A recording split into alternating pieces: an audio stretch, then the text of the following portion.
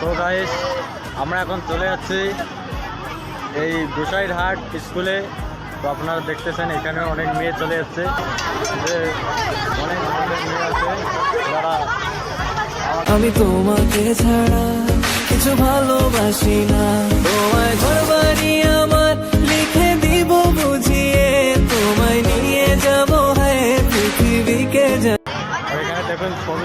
মানুষ এই স্কুলে অনেক মেয়ে আছে ভালো ভালো। আমরা এখন আপনাদেরকে দেখাবো মেন একটা স্পেশাল জিনিস। সেই জিনিসটা হচ্ছে যে সবাই কিছু খাইতেছে, তো আমরাও খাবো, একটু লেটে খাবো। আমার ছোটো আছে অনেক, কোনো চিন্তা নাই।